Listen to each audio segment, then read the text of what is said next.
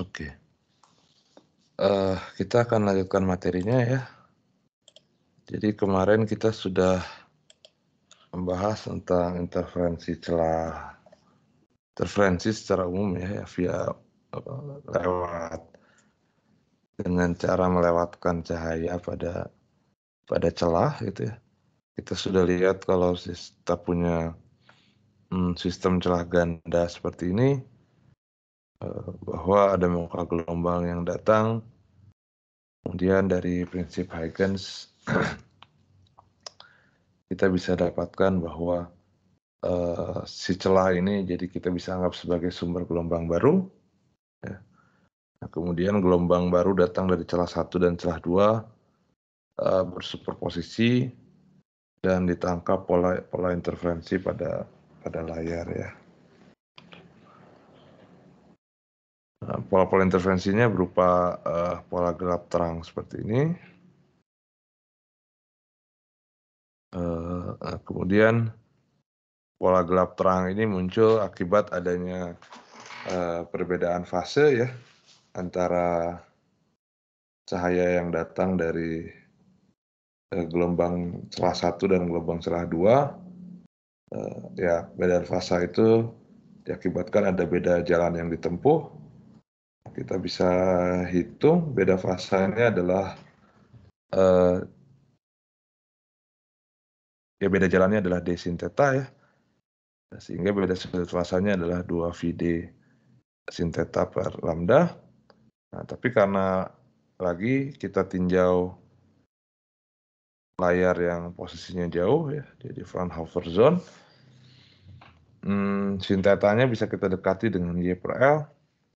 Jadi delta theta-nya sama dengan 2 pi per lambda dikali dy per L.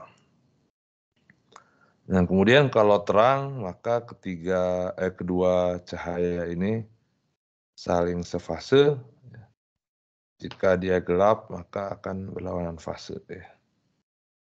Kalau sefase, maka dia beda sudut fasenya adalah kelipatan bilangan bulat dari 2 pi.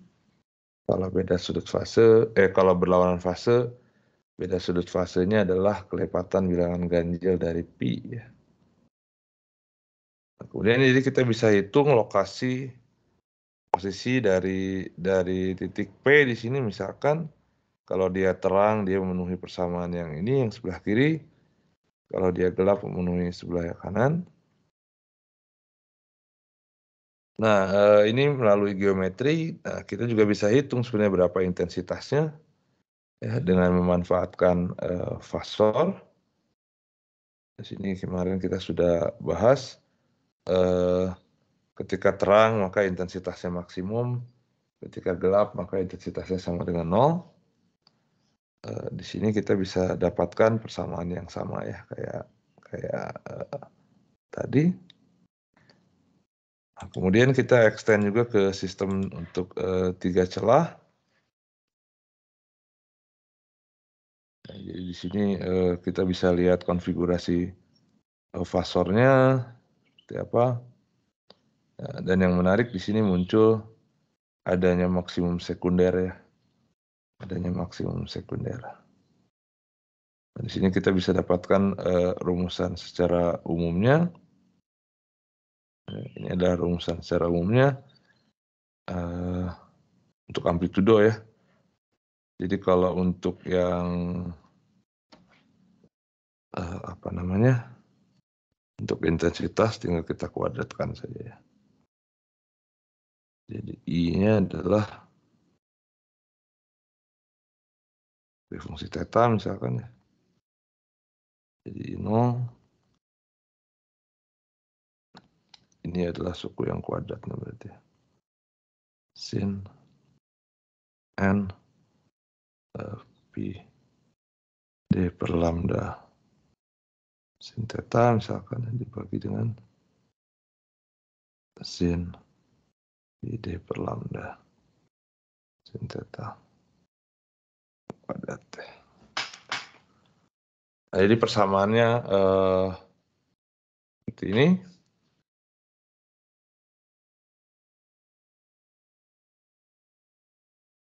Nah, kita bisa Cek kemarin.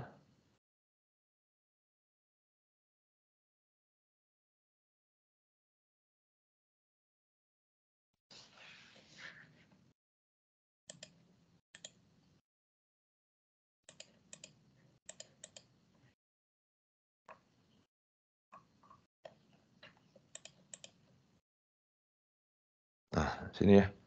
Ini untuk N sama dengan 4, untuk N sama dengan 3.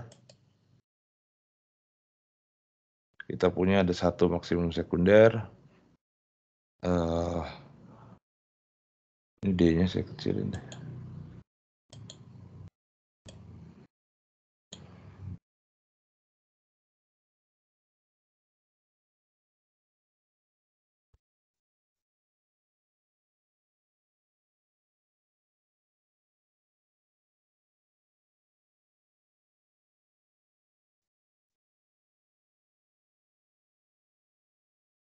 Nah, ya ini bisa dilihat dari konfigurasi fasornya ya. Jadi kita setelah maksimum ternyata kita dapatkan 2 minimum di sini konfigurasinya. Kalau untuk 3 fasor ini, untuk 3 celah di sudut 120 dan 240, nah, maka di sini harus ada terang sekunder ya, nggak boleh gelap langsung ke gelap gitu ya. Karena dia kontinu fungsinya. Nah, jadi di sini ada maksimum sekundernya ya.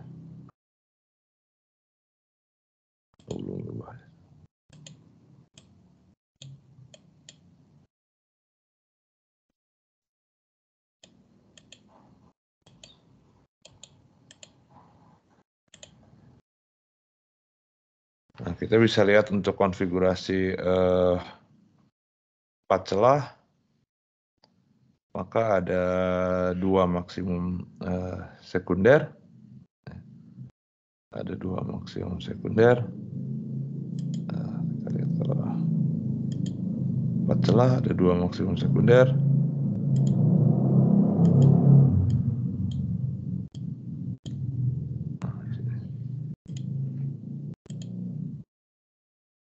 Kalau N sama dengan, ya ini juga dari konfigurasi fasornya ya, bahwa kita punya 3 minimum, di 90, di 180, dan di 270.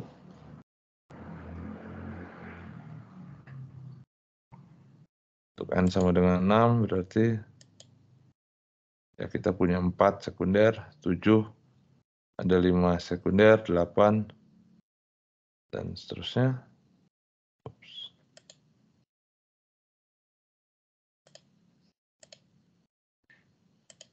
Kalau 10 kita punya 8 maksimum sekunder ya. Nah, jadi kalau kita punya N buah celah yang sangat sempit,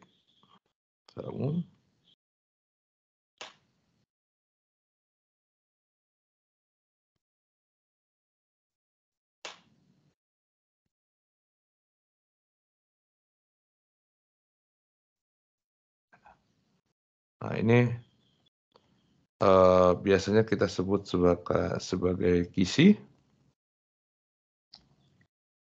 Ya. Disebut sebagai kisi, N-nya itu jadi di sini N-nya besar. Ya, biasanya rodenya ratusan gitu. Nah, ada beberapa fakta yang saya bikin.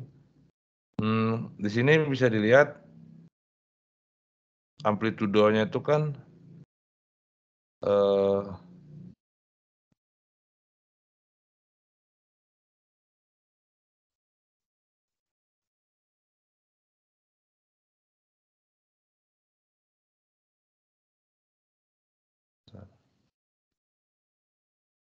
ya benar. Nah, amplitudonya itu kan dia sebanding dengan N ya. Kalau yang ini sih sebenarnya karena saya rescale, tapi idenya karena dia sebanding dengan N amplitudonya, maka intensitasnya kan sebanding dengan N kuadrat. Nah, jadi kalau saya plot sesuai skala dibandingkan dengan beberapa celah, ya. Jadi intensitas relatifnya ya bisa dilihat di sini, untuk 2, untuk 3, untuk 4 itu makin tinggi, itu yang pertama.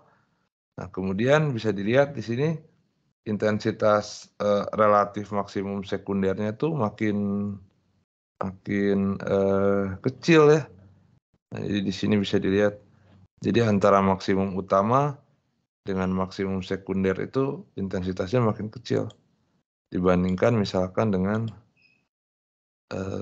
9 dibandingkan dengan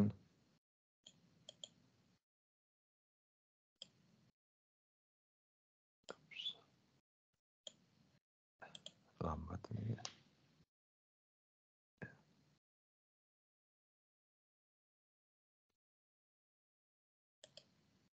kurang responsif. Nah, dibandingkan dengan 8, 7 misalkan.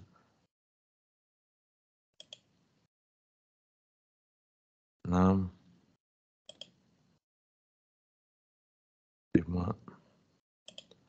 Nah, tapi yang jelas di sini, idenya bahwa semakin banyak celah,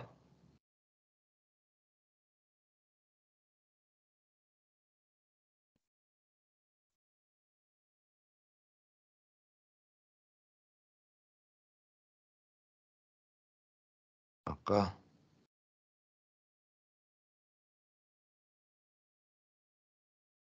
intensitas,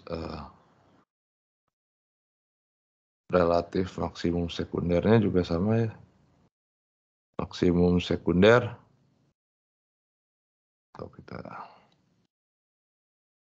jadi ada 2 fakta sebenarnya. Yang pertama adalah bahwa, eee, intensitas relatif maksimum sekunder, semakin kecil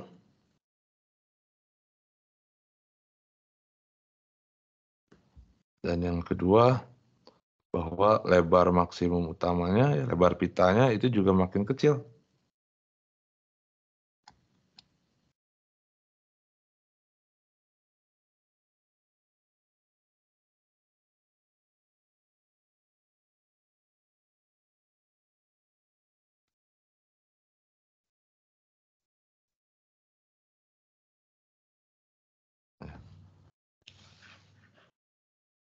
Nah, jadi di sini, bisa dilihat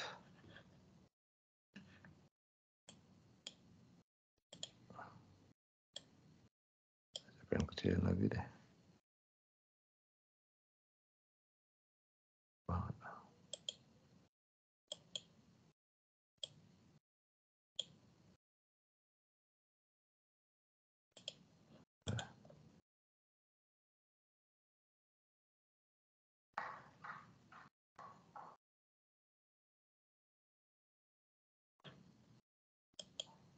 Ya udah. Jadi yang jelas kita punya ini, nah semakin banyak N-nya, jadi kalau N-nya itu, N besar ya maksudnya. Jadi kalau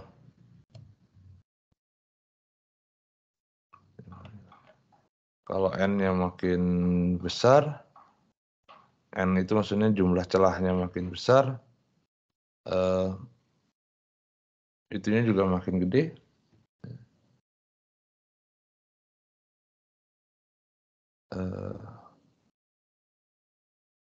Ya dia malah ke-5, fan ke-1.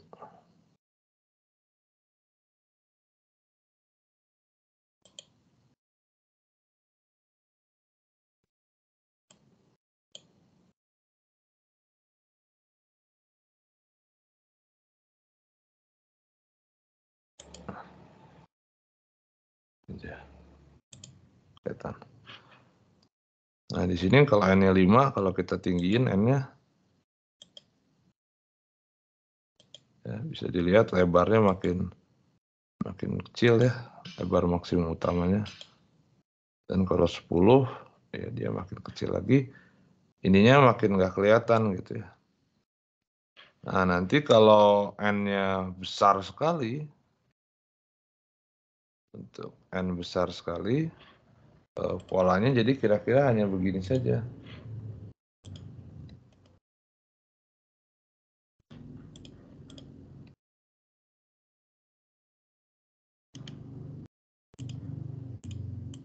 Nah, jadi untuk N yang besar sekali, seperti ini.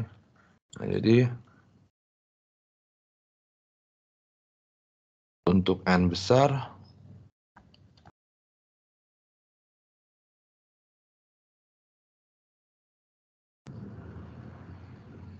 pola yang terlihat juga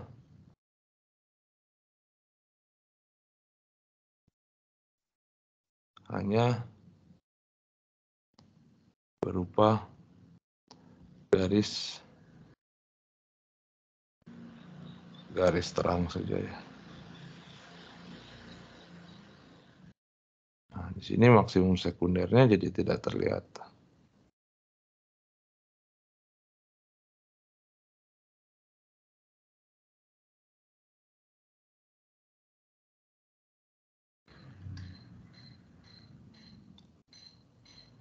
Maksimum sekundernya tidak terlihat.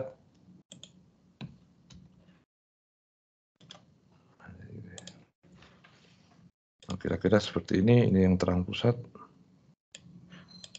Nah, jadi cuma strip-strip aja, ini si terang-terang sekunder sini masih kelihatan sih ya sedikit, kurang besar isinya, tapi yang jelas di sini kecil sekali ya.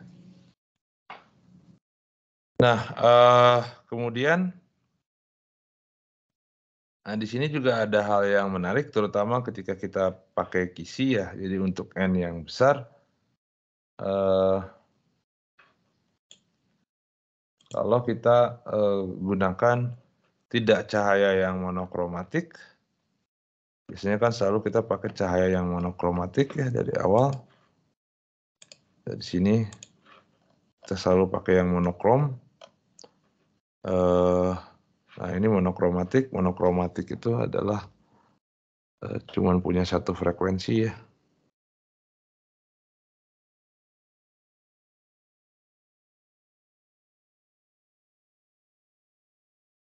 Satu frekuensi dalam konteks cahaya tampak, ini berarti satu warna ya. Merah gitu atau hijau gitu.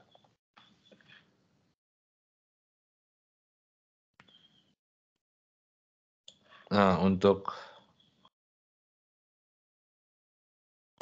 cahaya monokromatik bisa dilihat di sini, artinya ini untuk cahaya yang polikromatik.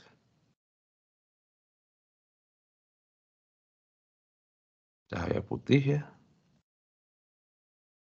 Ini polikromatik.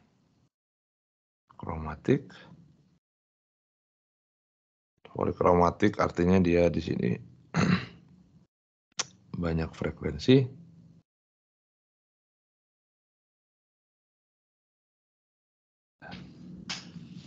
Nah, di sini karena bisa dilihat intensitas ini bergantung pada lambda ya. Jadi akhirnya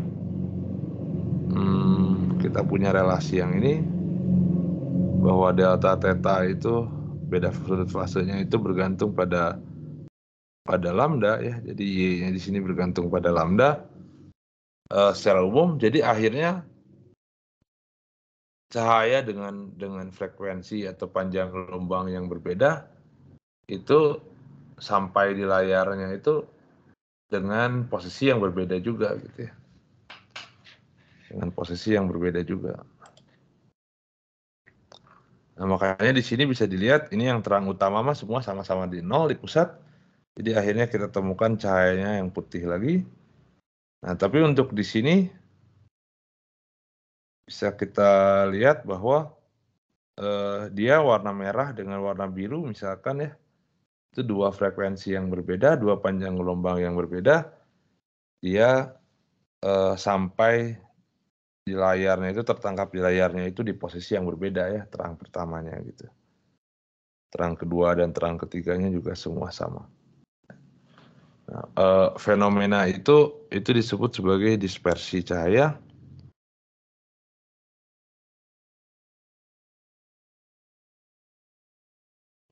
Ya, dispersi dalam artian secara khusus ya dalam konteks ini dia terpisahkan gitu yang asalnya cahaya putih, dia terpisahkan menjadi komponen-komponen frekuensinya ini yang monokromatiknya.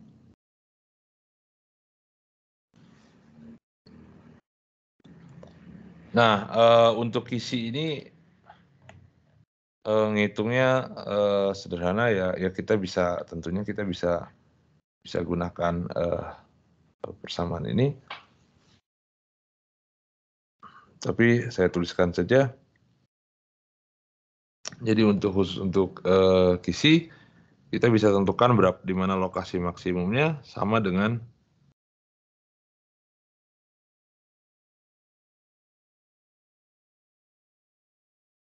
atau terang sama dengan yang celah ganda ya. Jadi D sin theta sama dengan N atau M lambda lah ya, sama aja. Atau D Y per L sama dengan M lambda ya. Saya kemarin pakainya apa sih, M atau N ya? Rasanya M ya.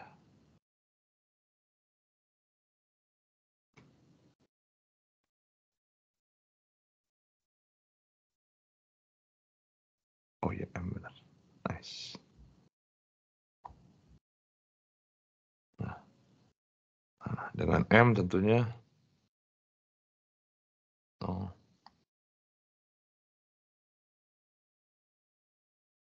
dan seterusnya.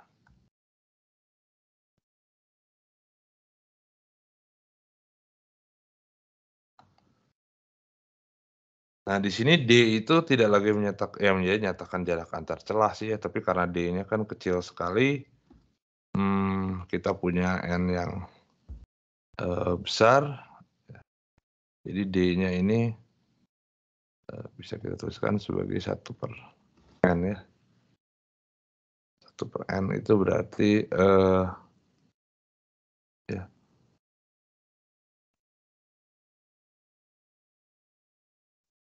jumlah 1 dibagi jumlah banyaknya kisi. Nah, kalau minimumnya gimana? Ya minimumnya sebenarnya tidak lagi punya tempat yang secara spesifik ya, karena kalau dia kisi kan minimumnya itu sepanjang garis ini nih gitu. Jadi tidak intensitasnya 0 semua atau mendekati 0 semua. Ya, jadi yang kita spot itu bukan lagi lokasi minimumnya, tapi yang kita spot itu hanyalah lokasi maksimumnya, garis-garis maksimum ini. Oke, ada pertanyaan dulu?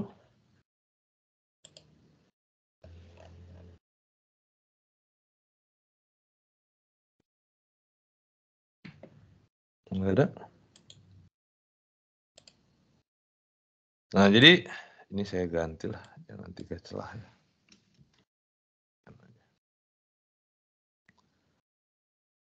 Nah, di sini kita meninjau sistem yang celah yang sangat sempit gitu ya.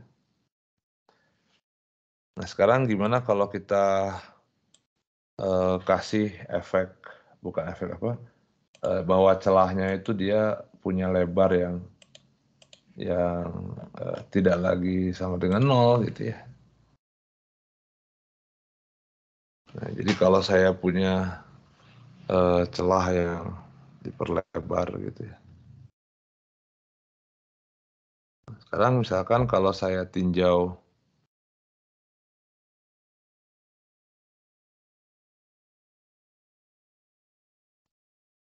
sebuah celah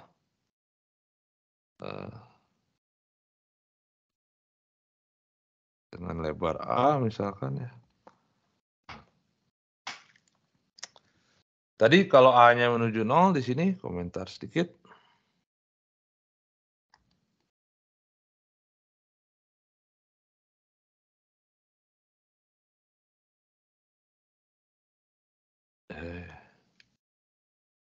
Jika A-nya menuju 0, Ini yang kita sebut sebagai celah sempit gitu ya. Ini kembali ke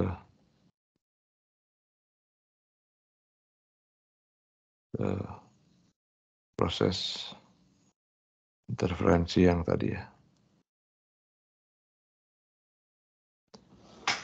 Nah, sekarang kalau saya punya, tentunya kalau interferensi, kalau satu celah saja dia tidak lagi ada interferensi ya tentunya.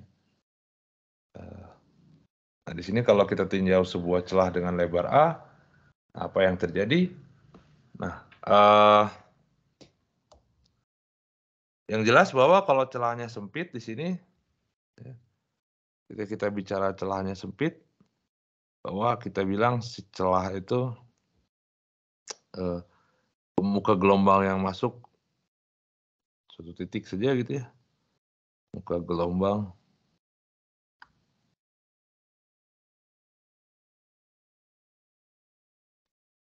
yang masuk sedikit, bahkan ini kita bilang titik untuk yang lebarnya 0, ya, sehingga di sini sumber celah itu dapat dianggap sebagai sumber gelombang ya.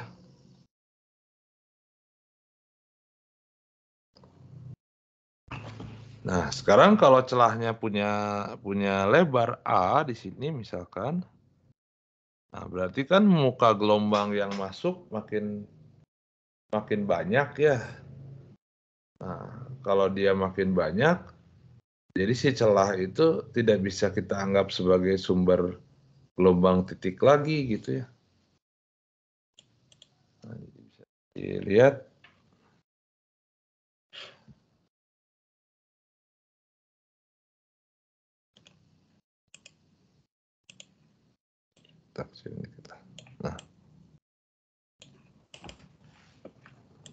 Nah, bisa dilihat di sini, kalau A-nya kecil sekitar 1,5 lambda. Di sini yang masuk dikit bisa kita anggap sebagai sumber gelombang bola gitu ya.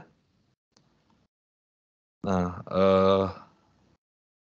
kalau A-nya kita perlebar, dia makin tidak mirip bola. Nah, kalau A-nya gede banget juga dia makin sedikit lagi ya.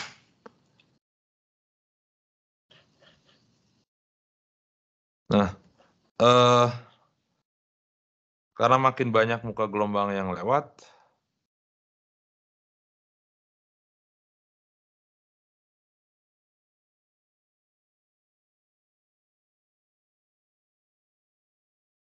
muka gelombang yang lewat, jadi akhirnya bisa kita simpulkan kalau tadi celah itu adalah sebuah sumber gelombang baru. Nah, kalau sekarang bahwa celah itu bukan celah ya, artinya setiap bagian dari celah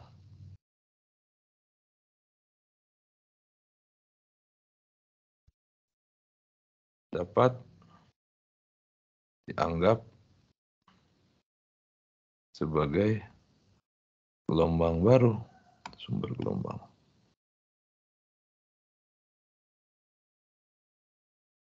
Berdasarkan prinsip Huygens, jadi kalau yang interferensi tadi itu celah itu dianggap sebagai sumber gelombang, kalau sekarang setiap bagian dari celah yang kita bisa anggap sebagai sumber gelombang baru.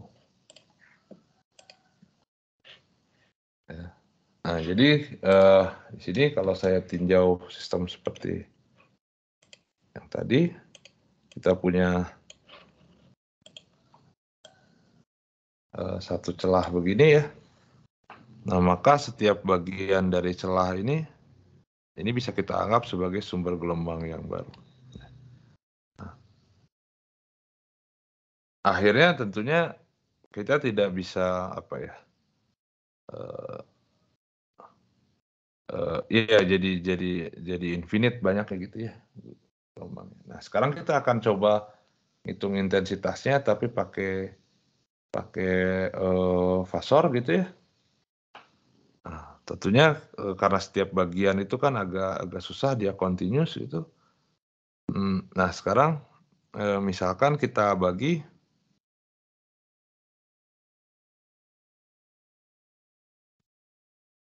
celah itu, menjadi N, misalkan buah sumber gelombang baru, bergelombang. Jadi artinya kita punya, N titik gitu ya.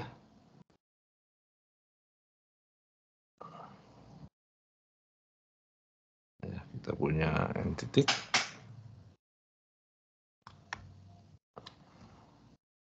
Ini terus ke sini ya, ke bawah sampai N.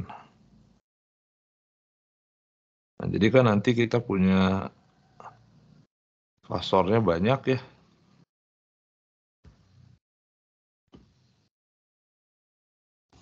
Nah fasornya banyak, tentunya, jarak dari sini ke sininya adalah A dibagi N gitu. Kemudian beda fasa antara ini beda sudut fasanya adalah delta theta. Seperti biasa. Ini adalah delta theta antara ujung antara yang berdekatan ya, ini beda sudut fasa, fasor ke I misalkan dengan I plus 1 gitu ya. Beda sudut fasanya adalah delta theta.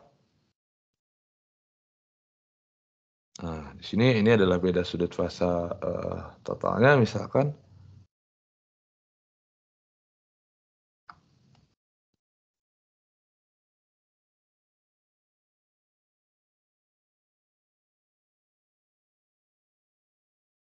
Ya, kita punya ini sama dengan V gitu ya misalkan.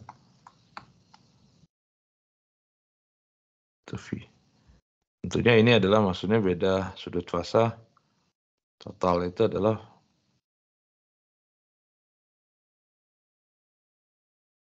fase fasor ke di ujung atas celah dengan ujung bawah celahnya.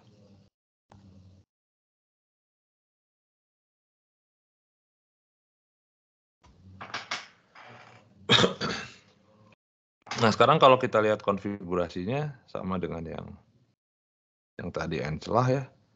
Itu kan kita bisa urutkan saja ini E1, E2, E3 gitu ya, masing-masing membentuk sudut delta theta.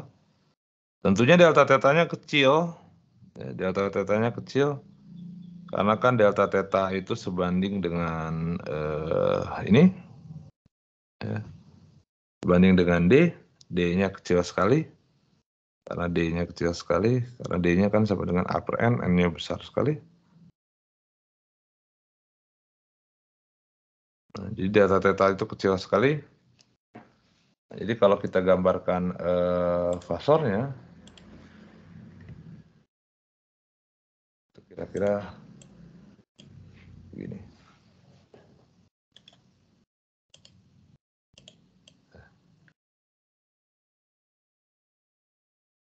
Nah, ini adalah konfigurasi fasornya.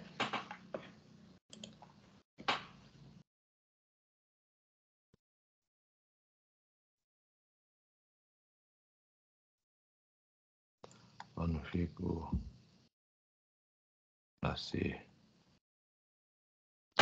fasornya. Jadi yang awal ini beda fasenya delta theta, dia kecil sekali gitu ya selisihnya delta theta-nya.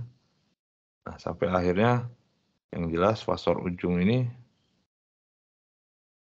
dengan yang ujung awal ini ya, itu adalah pi. Ini adalah ER-nya. Nah, Eee, kalau kita ambil limit, kontinu ya, jadi artinya kalau saya ambil, limit N-nya menuju, Tamringga, si panjang yang hitam ini kita bisa anggap sebagai sebuah, busur lingkaran ya, jadi akhirnya sebenarnya dan si ER ini menyatakan, ya seperti segmen gitu ya, segmen garis yang memotong lingkaran ini.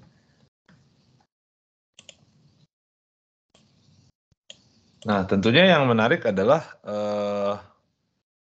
seperti halnya yang kemarin intervensi N celah, bahwa, mau konfigurasi pasornya berapapun kalau saya mau nyari maksimum, pasti dia searah gitu ya, E1, E2, E3-nya. Yang baik E4 juga sama, mau E5 sama gitu ya. Jadi ketika kita tinjau maksimum, pasti searah semua fasornya. Nah, ketika ini juga sama, jadi ketika maksimum, dia pasti searah gitu ya.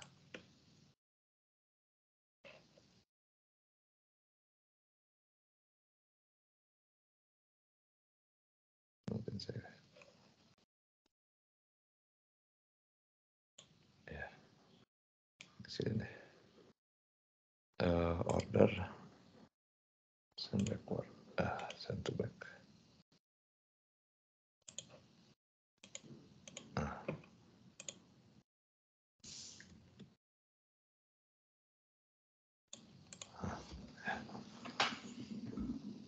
Nah, karena kita bisa anggap ini sebagai, busur lingkaran, jadi sebenarnya nanti kalau kita ambil limit continuous, bahwa panjang ini kita sebut sebagai Emax, itu sama dengan panjang busur lingkaran yang ini ya. Kalau saya sebut ini adalah, AB gitu ya. Nah, jadi panjang busur AB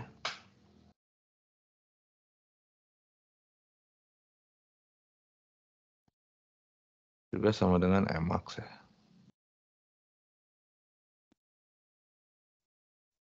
Nah, sekarang jadi kita punya dua besaran, kita akan menghitung ER berapa, dinyatakan dalam Emax dan sudut, phi ini ya, karena kita kan mau nyari intensitas.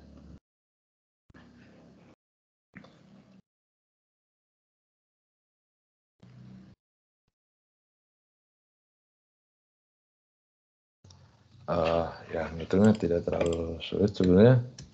Jadi kalau kita tinjau sistem seperti ini yang sama ya, gambar yang sama. Nah, tapi saya bikin ini adalah AB. Sebut aja ini O. Nah, saya ambil ini phi. Maka sudut ini juga phi. Full ya, ini yang phi. Nah, setengah phi itu kita sebut sebagai alpha per 2.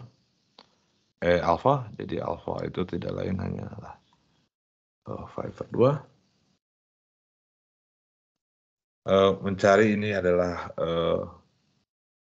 phi juga gimana? Ya,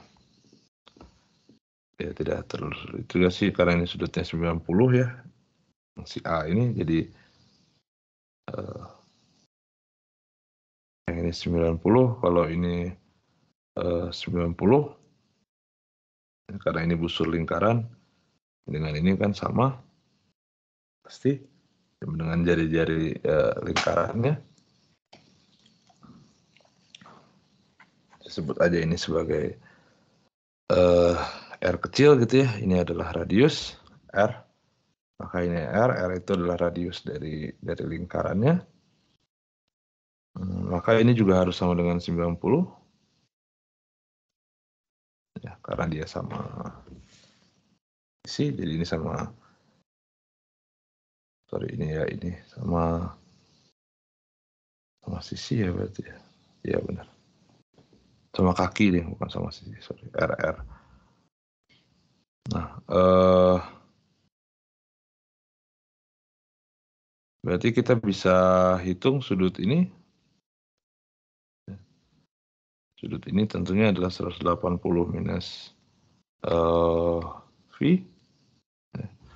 Dan kita tahu kalau saya punya layang-layang begini, maka sudut, jadi layang-layang kan adalah segi 4, jadi total sudutnya adalah 360. Jadi karena saya punya yang ini 90, yang ini 90, ini adalah 180 minus phi, maka totalnya adalah phi yang ini ya, sudutnya. Nah, kemudian karena kita punya sama kaki, maka kalau sudut ini alfa, maka sudut ini juga alfa ya. Makanya phi itu sama dengan alfa per 2. Nah, jadi sekarang kalau saya mau nyari ER, ya berarti panjang ini pasti sama dengan panjang ini. Sudut ini 180 derajat.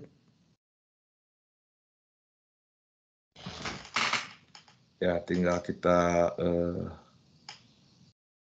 hitung aja sih sebenarnya.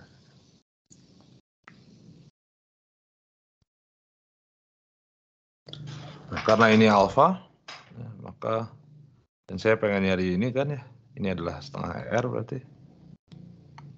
Ini adalah R per 2. Karena ini 90, maka saya punya ER per 2 dibagi R.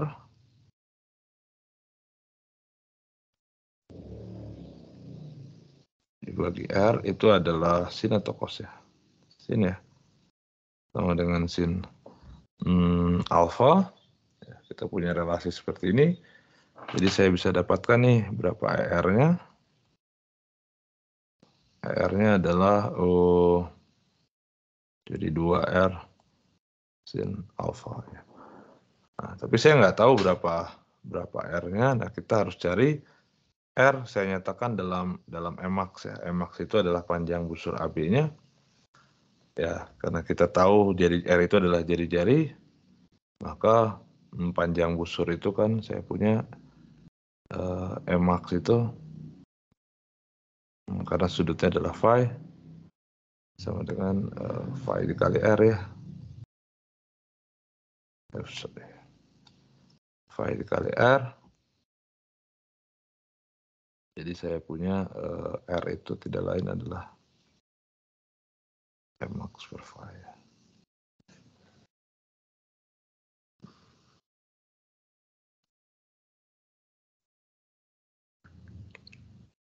Nah, jadi kita bisa hitung berapa R-nya. KR-nya adalah ya saya punya Emax dikali dengan sin alfa dibagi phi per 2 ya. 2-nya saya pindahkan ke bawah, tapi phi per 2 adalah alfa juga. Jadi saya punya relasi begini, R sama dengan Emax sin alfa per alfa.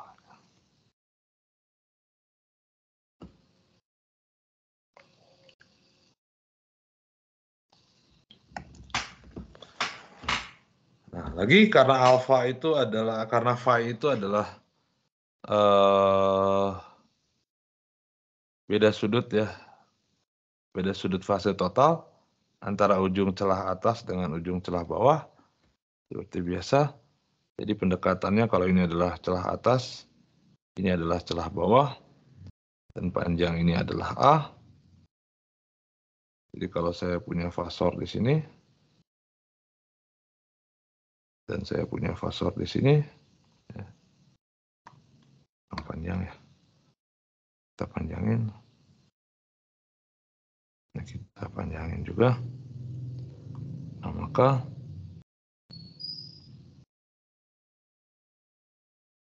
biasa ini 90, ini adalah theta.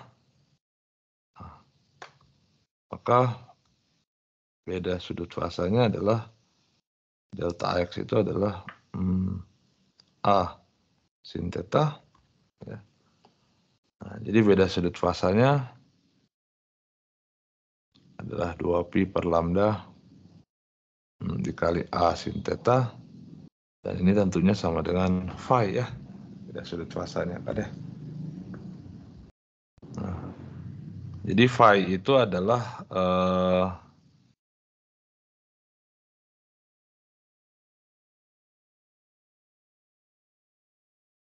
tadi berapa? 2pi per A,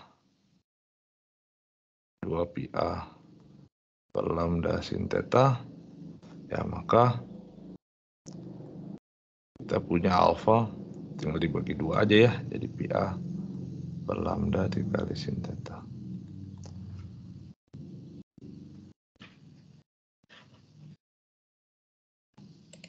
Nah, jadi di sini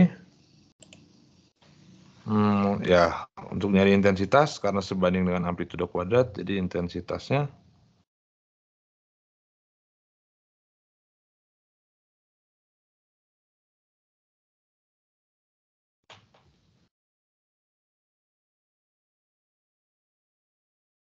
ya jadi I0 sini tentunya kita punya sin alfa per alfa kuadrat ya dengan alfa yang tadi ya.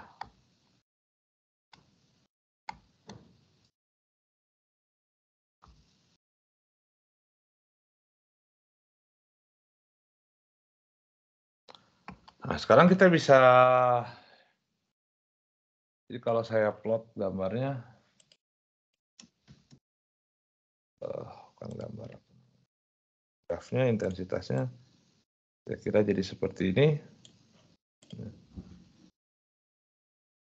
Ini jadi ya saya bisa plot berdasarkan alfa di sini misalkan.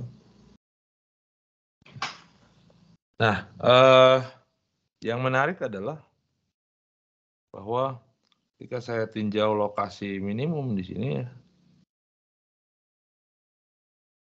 ketika saya tinjau lokasi minimum di sini, lokasi minimum di sini kan ya intensitasnya sama dengan 0, dia tidak persis di sama dengan 0 ya.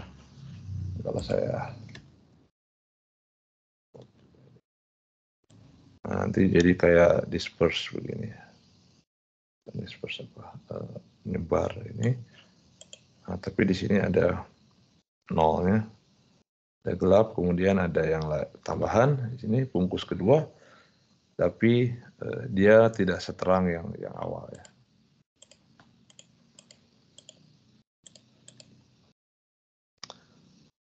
Nah, kalau jadi kita bisa cari di mana lokasi minimumnya.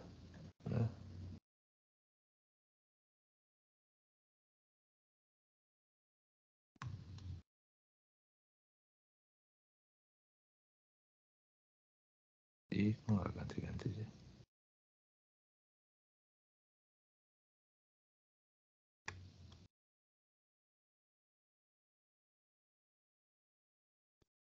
Ganti-ganti.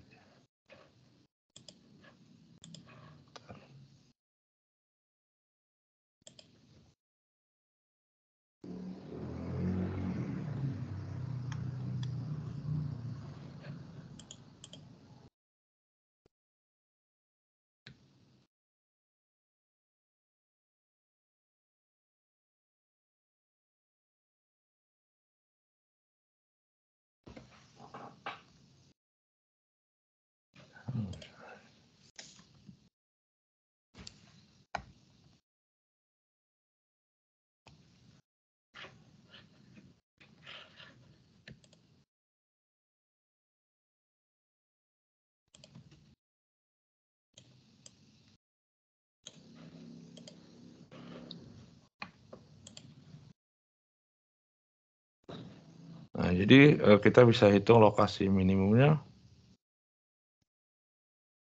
Jadi minimum atau gelap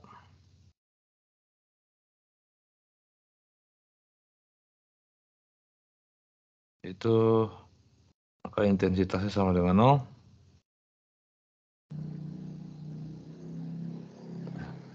Nah, kalau intensitasnya sama dengan 0 berarti kan saya punya ya sin alfa per alfanya yang sama dengan 0.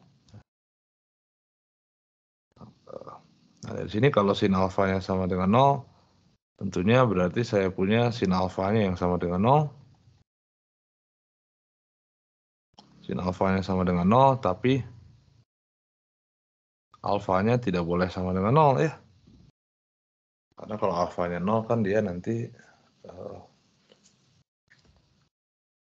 jadi 0/0 ya. Kalau 0/0. Dan kita tahu kan sebenarnya limit sin alfa per alfa, kalau alfanya menuju 0 dia sama dengan 1 ya. Nah, jadi sin alfanya sama dengan 0, tapi alfanya tidak boleh sama dengan 0.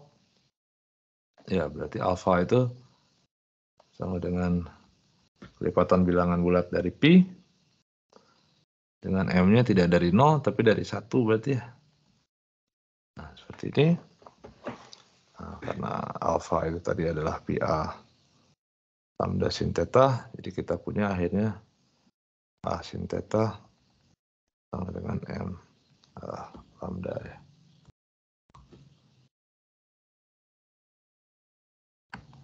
Atau kita bisa aproksimasi seperti biasa. Jadi a y per l sama dengan m lambda juga bisa.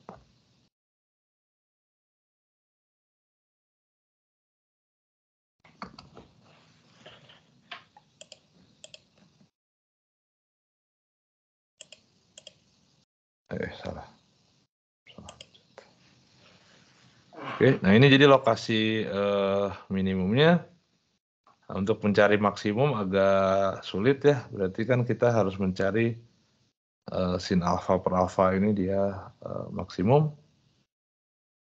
Maksimum itu kan berarti yang jelas dia di 0 ya, ini maksimum utama, tapi di titik-titik ini yang bikin rumit itu karena dia kan selalu beda-beda ya intensitasnya gitu. Nah, karena intensitasnya beda-beda, jadi tidak sederhana untuk nyari yang lokasi maksimumnya ya. Jadi yang dicari akhirnya kita cari lokasi minimumnya saja. Nah, sebenarnya tapi sekali lagi karena persamaannya kita tahu, kita bisa cek sebenarnya untuk sudut-sudut theta berapapun atau untuk y berapapun, kita bisa hitung berapa intensitasnya. Oke, ada pertanyaan dulu?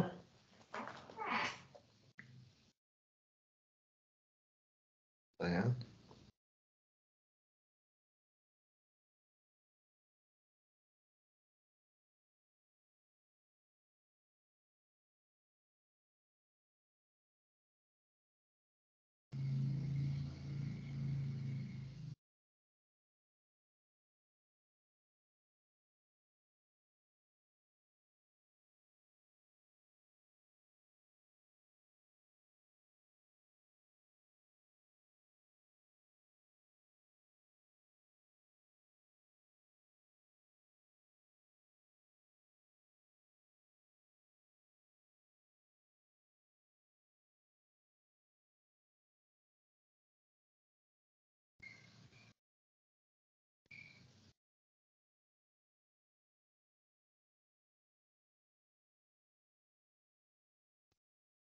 Ada?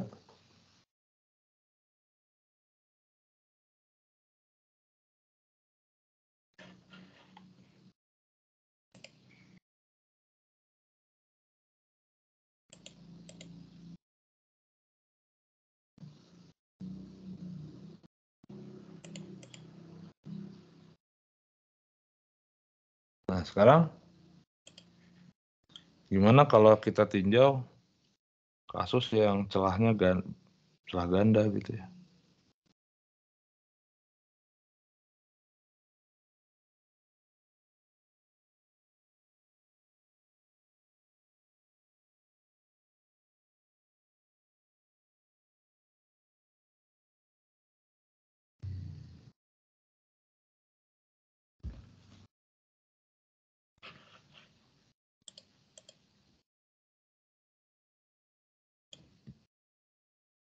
Nah, jadi sekarang kita punya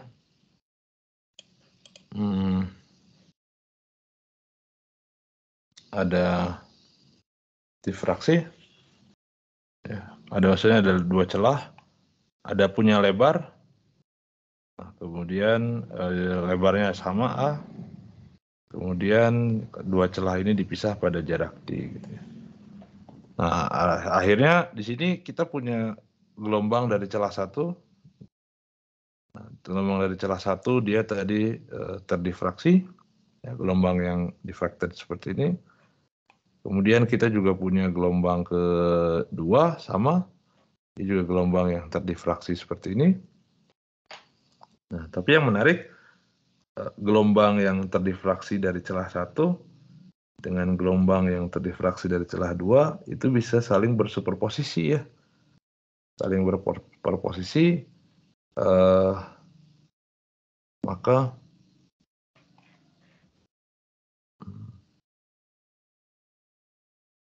dan ditangkap di layar gitu ya akhirnya pola-pola interferensinya. Nah, di sini kita bisa manfaatkan yang celah ganda sebenarnya. Kita bisa tahu bahwa intensitas pada celah ganda adalah yang ini ya, bahwa I-nya sama dengan ya bisa nyatakan saya pakai yang pakai Y aja gitu ya. I0 dikalikan cos kuadrat pi D per lambda kali Y per L. Nah, di sini I0-nya konstan bisa dilihat ya. Jadi sampai kapanpun intensitas maksimumnya itu selalu konstan dengan I0, di sini I0, di sini I0, di sini I0.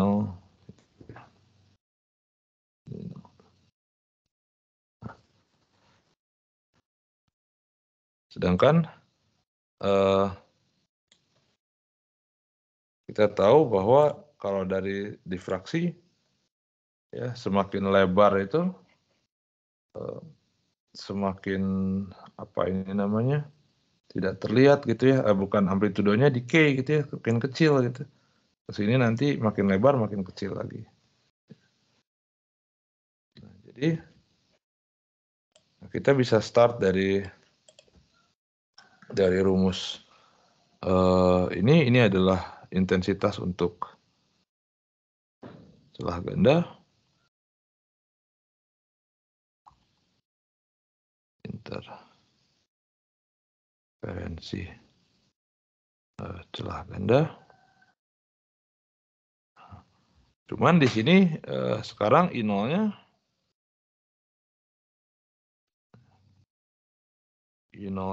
tidak lagi konstan.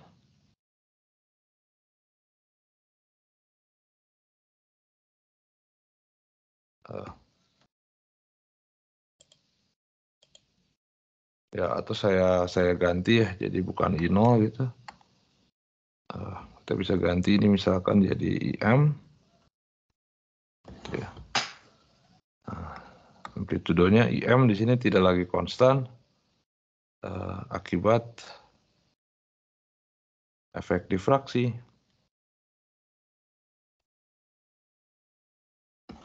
Nah,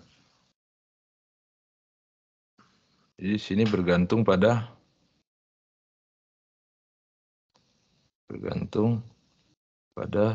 theta. Ya, jadi posisi semakin jauh dari pusat, semakin kecil nilai IM-nya ya, atau Y gitu. Dan ini bergantung pada A, bergantung pada lebar celahnya. Di sini bisa kita tuliskan bahwa IM sebagai fungsi dari theta itu adalah ya I0 dikalikan dengan sin alfa per alfa yang rumus difraksi tadi. Ya, atau kalau saya nyatakan dalam fungsi Y, ini IM ya. Sama dengan I0 ya. Ya atau nggak apa saya tuliskan begini aja. Nah, jadi kita punya bahwa intensitas cahaya yang ditangkap layar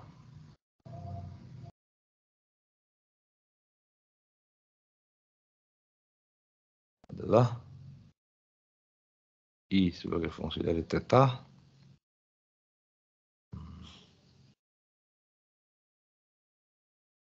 ini sin alfa per alfa, ini adalah efek dari difraksinya, dikalikan dengan cos kuadrat, ya di sini delta theta per 2 lah ya. Nah, delta theta itu adalah efek dari interferensi. Dengan alfa sama dengan PA per lambda sin theta dan delta theta. Ini efek interferensinya ya.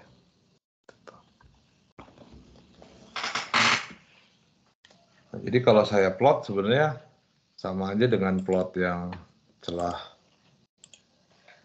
ganda gitu ya. Nah, tapi amplitudenya terbungkus oleh difraksi ya.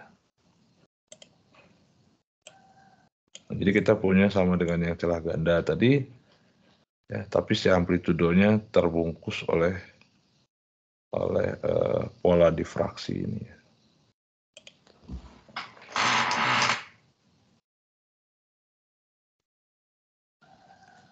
Oke. Ada pertanyaan dulu?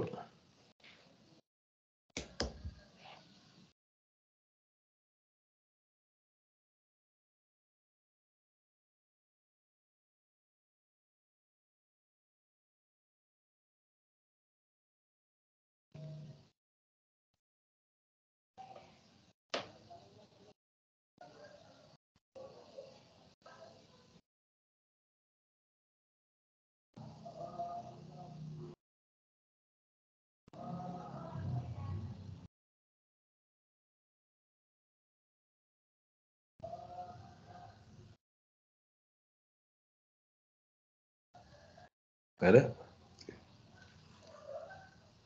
Nah, jadi ini adalah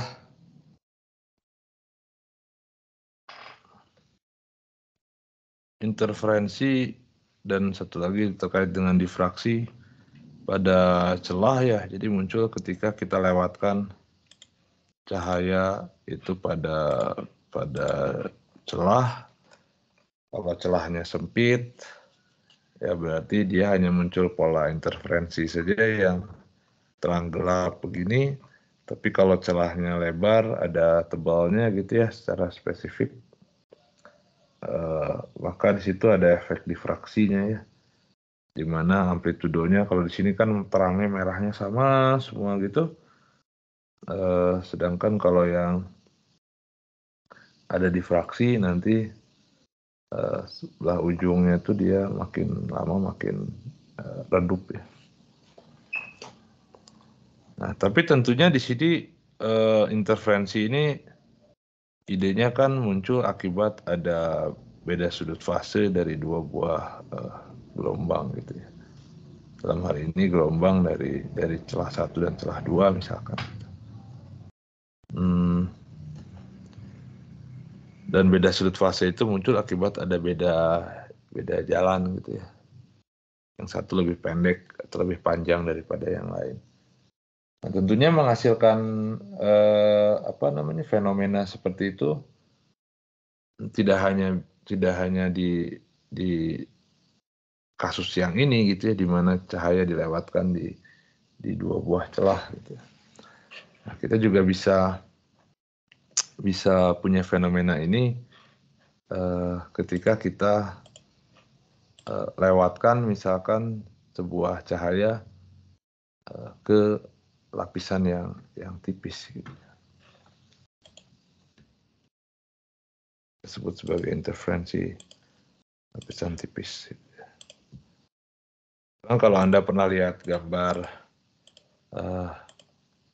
seperti ini,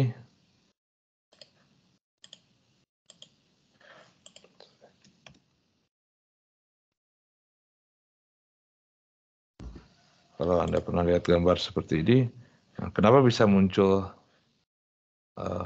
warna-warna begini gitu ya? Nah, ini sebenarnya akibat, jadi ini kan seperti pola interferensi gitu ya. Nah, pola interferensi di sini tuh ya muncul akibat, biasanya kan ada minyak ya. di atasnya gitu.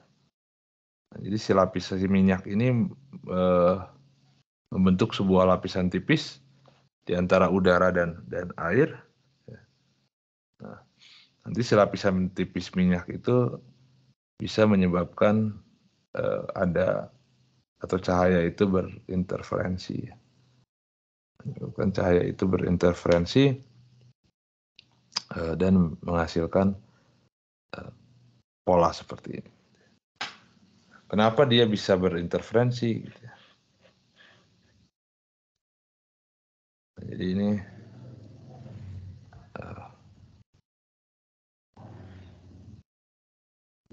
minyak membentuk lapisan tipis antara udara dan air ya. Nah, jadi sekarang kalau kita lihat misalkan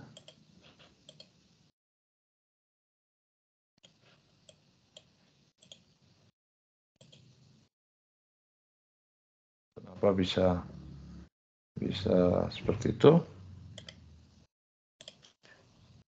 Nah, idenya adalah seperti ini. Jadi bayangkan misalkan ini adalah sebuah medium, misalkan mediumnya adalah udara gitu ya atau apa, nanti kita lihat. Nah, kemudian di sini ada sebuah lapisan tipis dengan tebal D misalkan ya, lapisan tipis dengan tebal D. Nah, kemudian kalau saya punya cahaya, sebuah sinar datang ke lapisan tersebut, nah nanti kan pasti ada yang dipantulkan, ada yang dibiaskan ya, dan mengikuti hukum Snellius yang kemarin. Nah, nanti di sini pasti kan ada yang dibiaskan. Nah, kemudian dia lewat lagi medium nih ya, karena tipis. Dia lewat lagi ke medium, bidang batas medium. Nanti tentunya ada yang diteruskan, ada yang dipantulkan lagi. Nah, kalau kita lihat yang dipantulkan, dia balik lagi ke sini. Nanti juga sama, ada yang dipantulkan, ada yang diteruskan.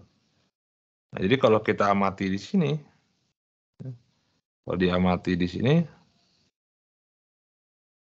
ya, nah maka kita akan mengamati dua buah sinar lah setidaknya gitu ya. Sinar 1 dan sinar 2. Sinar 1 itu berarti direct ke pemantulan gitu. Sinar 2 itu dia dari sinar yang diteruskan dulu gitu ya. Nah, jadi akhirnya di sini sinar 1 dan sinar 2 itu ada beda jalan.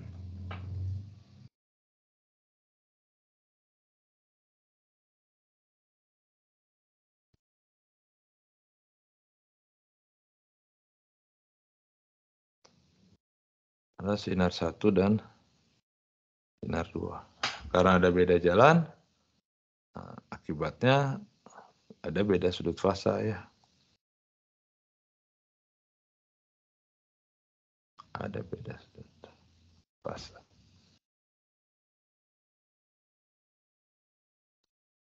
Oke.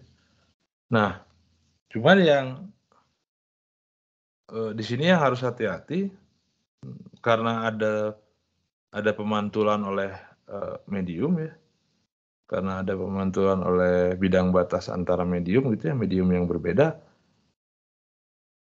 Nah, si beda sudut fase ini bukan hanya muncul akibat beda jalan ya, tapi juga bisa muncul akibat pindah medium gitu ya. Jadi perbedaan sudut fasa ini bisa muncul akibat dua, ini juga bisa muncul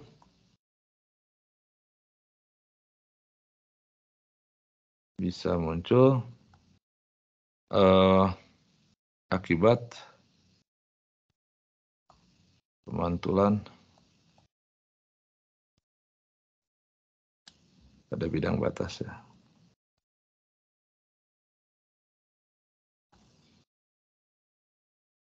Nah, jadi beda sudut fase ini nanti ada dua kontribusinya. Kontribusi pertama dari beda jalan aktif sinar 1 dan sinar 2. Nah, kemudian yang kontribusi yang kedua itu muncul akibat si pemantulan ini ya. Nah, tapi masalahnya tidak semua pemantulan itu bisa merubah fase dari gelombangnya. Nah, idenya datang dari sini. Paling gampang tuh kita amati, kita ambil analogi dengan gelombang tali.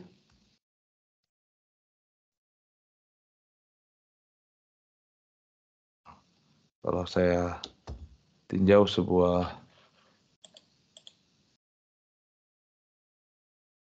tali misalnya. Nah, kita tinjau sebuah tali, jadi kita punya dua buah tali.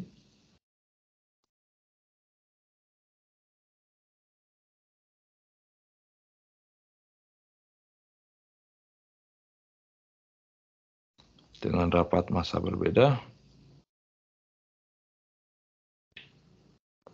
Tali yang tersusun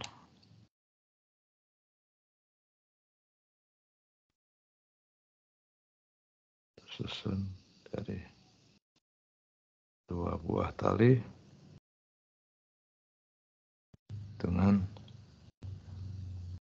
rapat massa berbeda ya.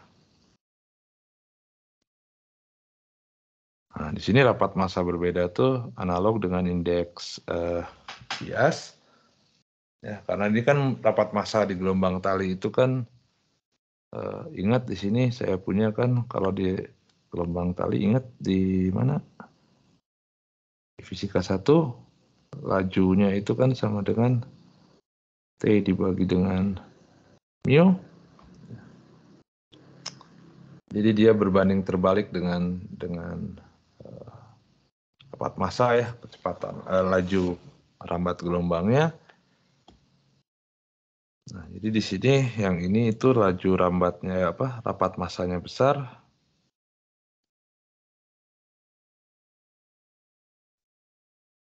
Berarti laju rambatnya kecil. Sedangkan di yang sini rapat massanya kecil.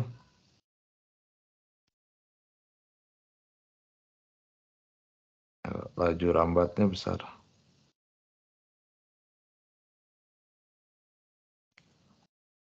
Dan yang ini itu adalah bidang batasnya ya. Nah, jadi ini analog laju rambat besar itu, ingat kalau di kasus cahaya kan saya punya V itu adalah C per N, dia sebanding dengan indeks bias, dia berbanding terbalik dengan indeks bias ya. Jadi makin besar indeks biasnya, makin rapat, lajunya makin kecil. Makin kecil indeks biasnya, rapat massanya makin kecil, ya kerapatannya makin kecil, laju rambatnya makin besar. Jadi analog dengan itu. Nah, sekarang kita akan lihat dua buah kasus. Kasus yang pertama itu adalah bahwa gelombang datang dari rapat massa besar ke rapat massa kecil ya. Jadi gelombang datang dari sini, dari rapat massa besar ke rapat massa kecil. Yang kedua, gelombang datang dari rapat massa kecil ke rapat massa yang besar ya. Jadi kasus pertama,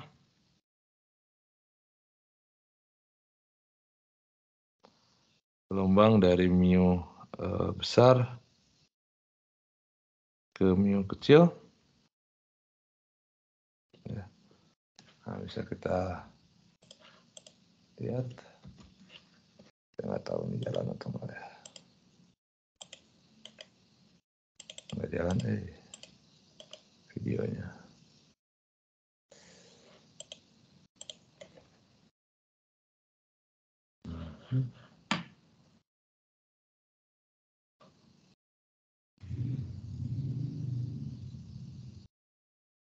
Saya lihatin di sini aja ya.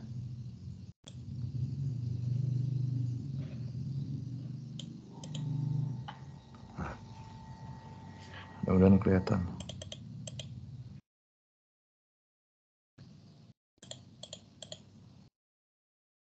Nah, jadi ketika saya punya gelombang itu,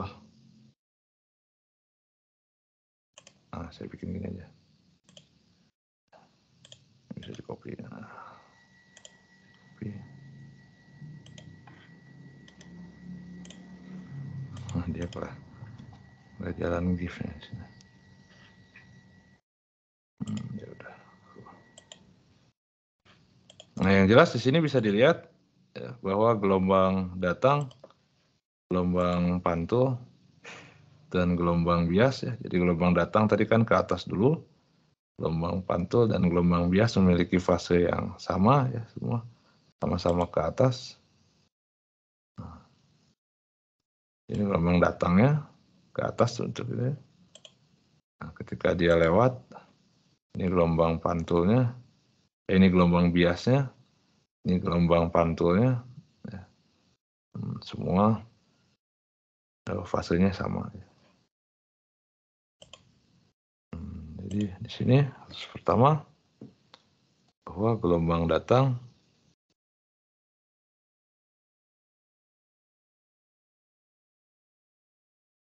gelombang pantul dan gelombang bias memiliki fase yang sama ya.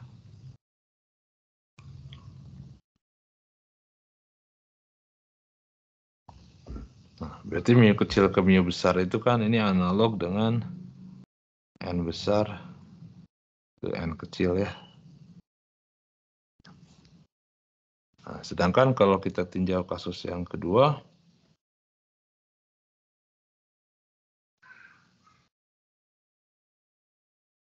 dari mu kecil ke mu besar, dari yang ringan ke yang rapat, dari yang renggang ke yang rapat, dari n kecil ke n besar. Kalau kita lihat,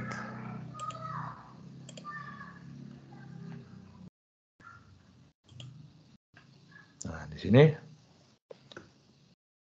saya lihat ini ke atas, nah gelombang biasanya ke atas, tapi gelombang pantulnya itu dia ke bawah ya. Gelombang pantulnya ke bawah. Nah, di sini kelihatan bahwa gelombang datang dan gelombang bias punya fase yang sama, tapi gelombang pantul itu balik fase sebesar 180 derajat ya.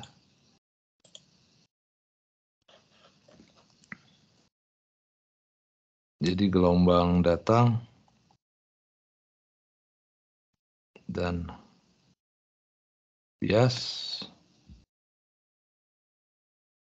itu punya fase yang sama.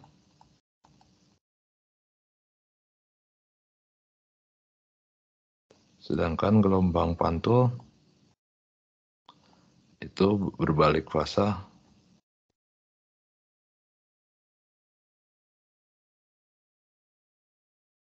180 derajat ya, atau V radian. 180 derajat. Nah, jadi di sini ada balik fasa ketika ada pemantulan dari n kecil ke n besar. Nah, jadi sekali lagi efek dari perubahan fasa itu tidak hanya muncul dari perbedaan jalan, tapi juga bisa muncul dari pemantulan ya, tapi hanya dari n kecil ke n besar.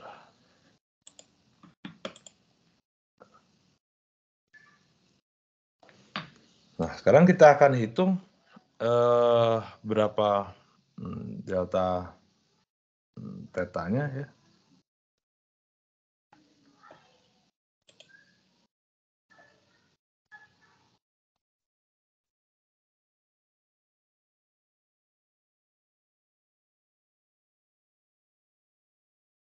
Nah, sekarang saya tinjau seperti ini. Kita akan tinjau beda jalan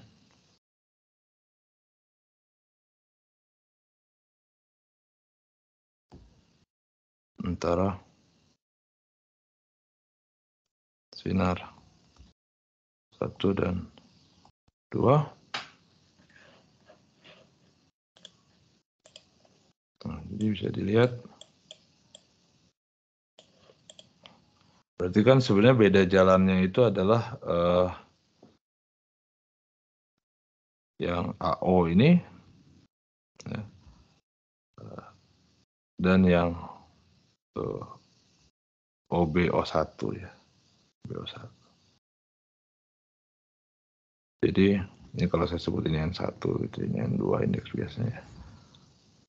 Nah, jadi si sinar 1 itu punya OA, ya kelebihan sebesar OA, tapi sinar 2 kelebihan sebesar OBO1 ya. Kita bisa hitung aja masing-masing. Nah, karena ini 90 derajat, saya bisa hitung berapa OA-nya. Nah, ini juga sama, ini dulu deh. Nah, ini cukup mudah. Karena ini 90 derajat, ini D, maka saya bisa hitung berapa panjang OB. Panjang OB sama dengan panjang B. O1 tentunya sama dengan cos ya. Cos theta T per D ya. D.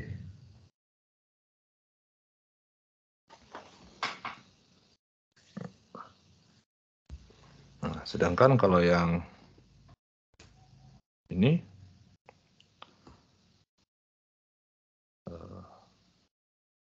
mana OA ya.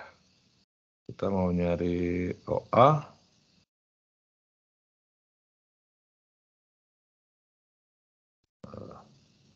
Ini kita sebut saja titik C gitu ya. Nah, berarti kan panjang OC itu adalah sin theta T per D. Jadi panjang O1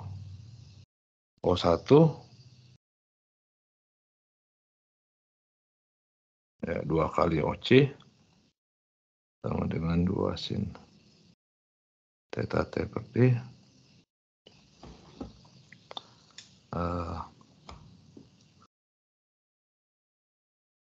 Kemudian saya punya sudut ini adalah theta I juga. Berarti sudut ini kan 90 min theta I, jadi ini adalah theta I ya. Nah, jadi akhirnya saya punya AO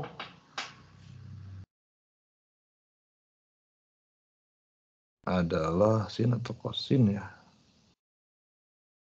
OO1 dikali sin theta I.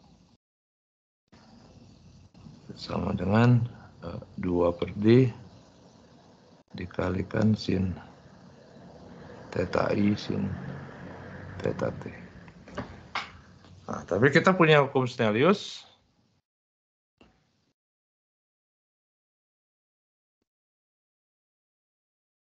Hukum Snellius bahwa saya punya kan N1 sin theta I sama dengan N2 sin theta T. Ya.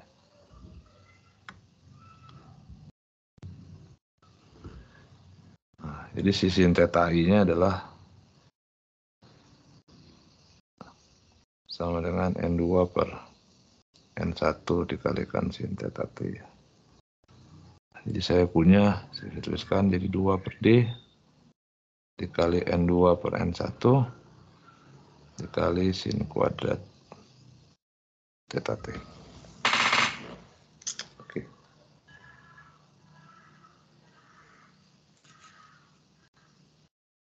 Nah, jadi sekarang kita bisa hitung beda sudut fasanya.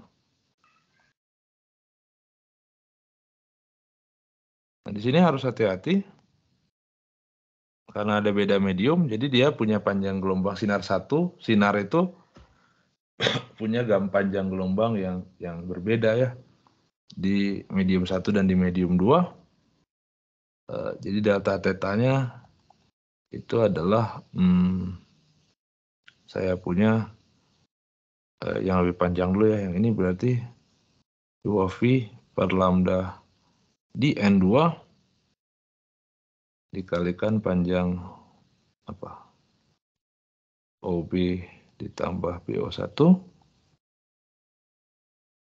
kemudian dikurangi 2pi per lambda N1 dikalikan panjang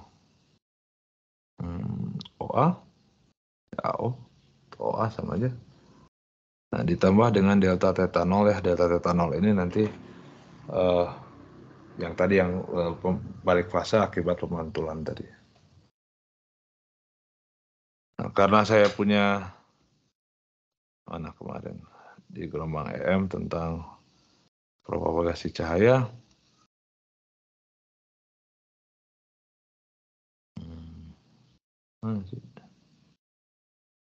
nah saya punya relasi ini bahwa lambda medium itu adalah lambda per N.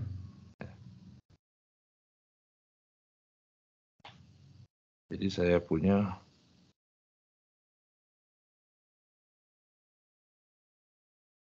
jadi N2 dikali 2pi per lambda. Saya punya berarti kan jadi 2 cos theta T per D kurangi 2pi N1 per lambda dikalikan OA adalah 2 per D N2 per N1 dikalikan sin kuadrat theta T plus theta 0 ya.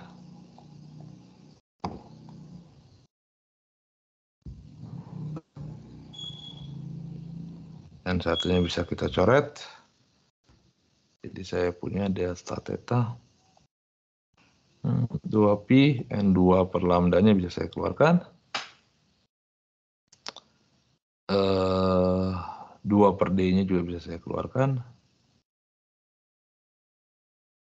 Jadi saya punya hasilnya adalah cos theta T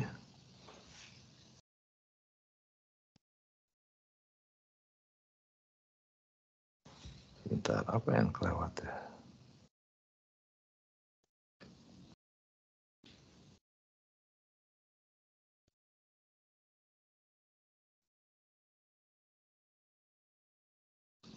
BO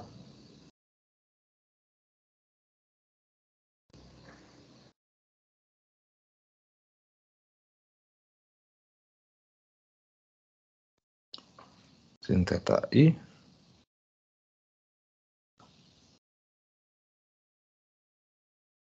sin theta T.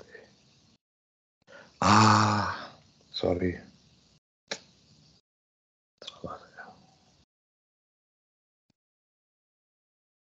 OC itu adalah sin theta T per D.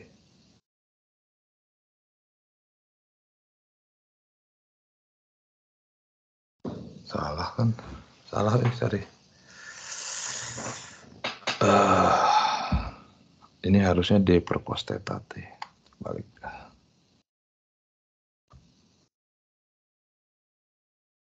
D per cos theta T. Ya, balik deh jadinya. D per sin theta T.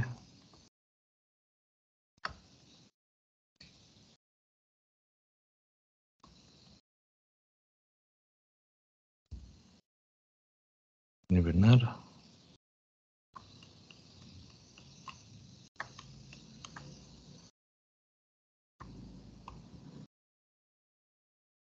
Dua D per sin theta T dikali sin theta I jadi 2D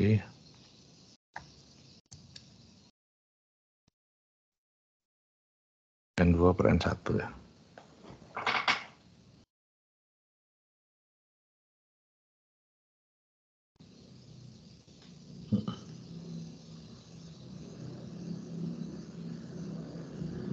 Ya. Jadi ini harusnya adalah 2D per cos theta T.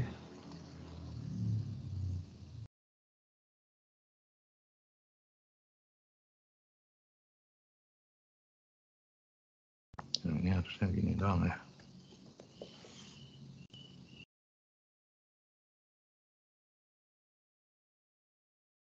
Bentar, ini sin atau cos? Ini theta I, ini 90 min theta I, ini 90. Maka ini theta I. Berarti dia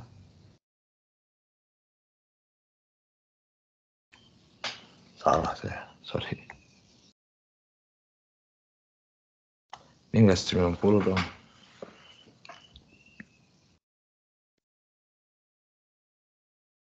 Ini yang theta I. Karena ini theta I, ini theta I. Ini belum tentu harus 90 derajat. Maka ini 90 min theta I ini harusnya. 90 min theta I. Berarti ini harusnya bukan sin tapi cos.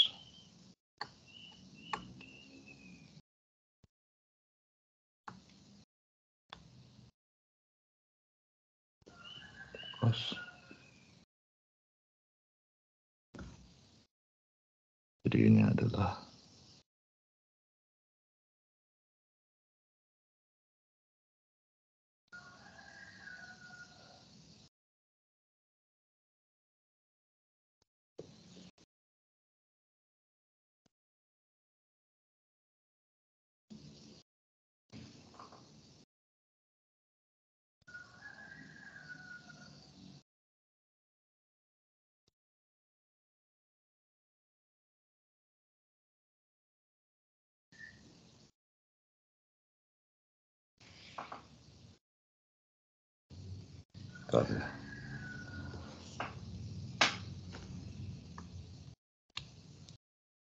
sorry. Ini dengan ini nggak harus sejajar. Ini dengan ini harusnya sejajar sih. Ini theta I juga harusnya. Kalau ini theta I,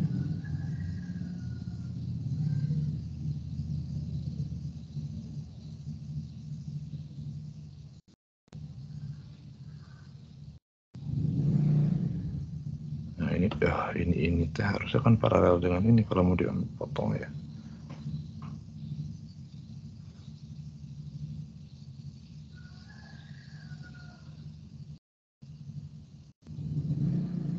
Berarti ini 90 min theta I.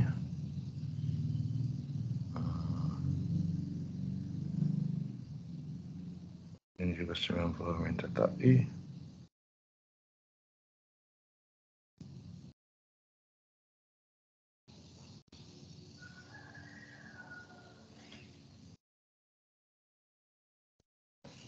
Ini salah saya berarti.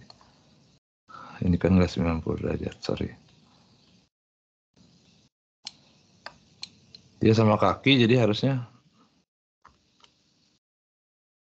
Kalau sama kaki berarti kita harus ambil ini jadi tegak lurus. Ini tadi titik C. OO1 2C.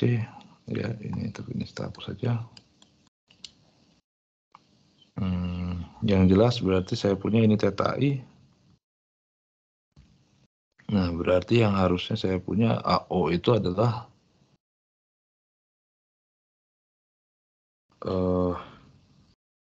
OC per sin theta I. Nah, ini jadi sama dengan OC-nya adalah D per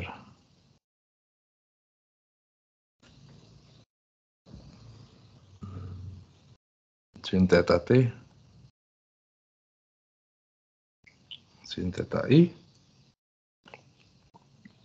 Sin theta I-nya bisa saya ganti. Jadi saya punya N1 per N2 D per sin theta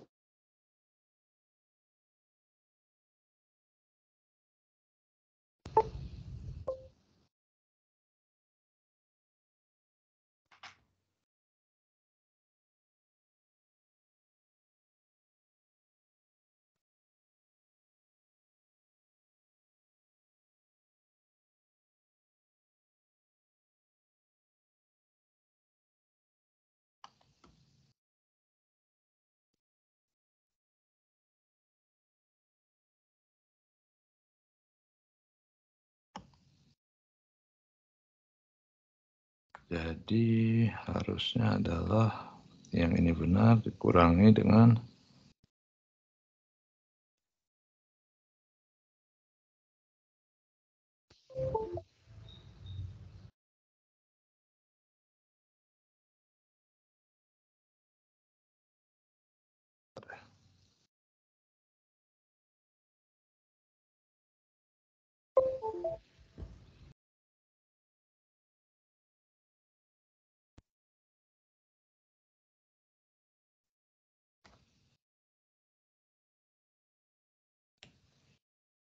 jadi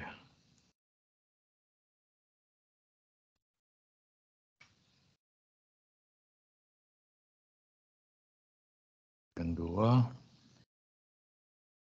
kali 2 kali 2 pi per lambda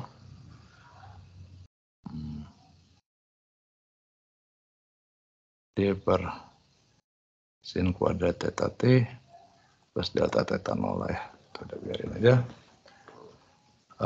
Ini pindah yang jelas. Saya tuliskan saja langsung hasil akhirnya. Sebentar ya.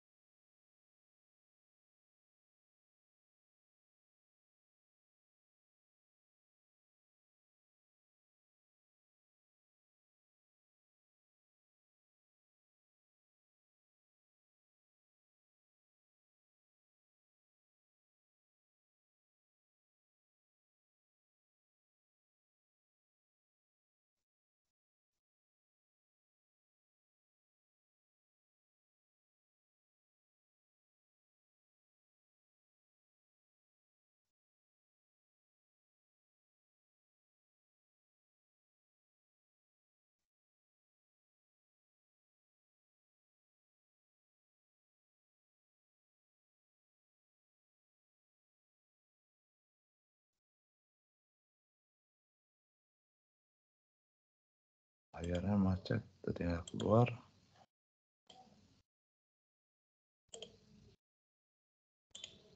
Ini mungkin terakhir saya pindahkan ke ini aja.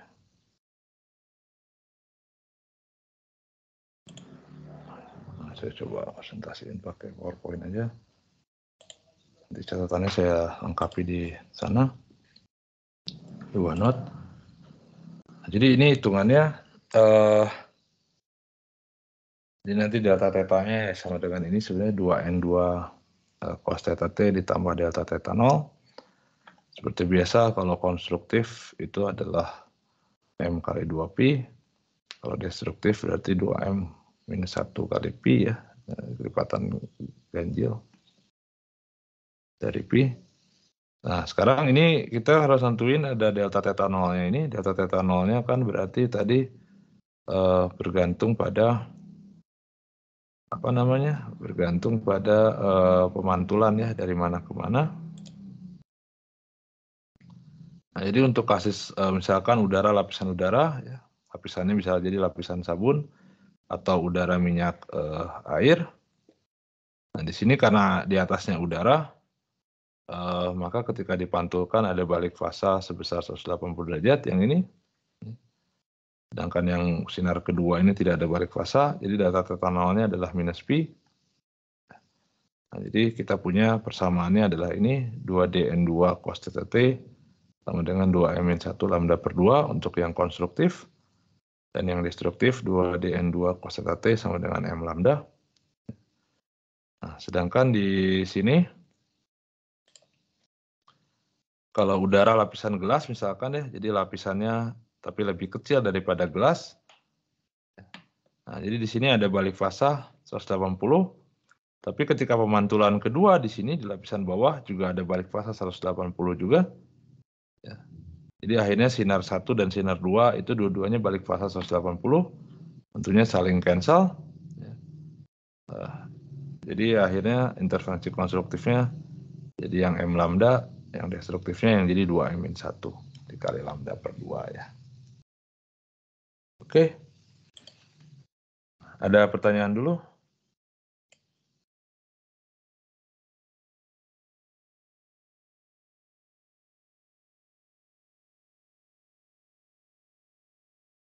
Ada.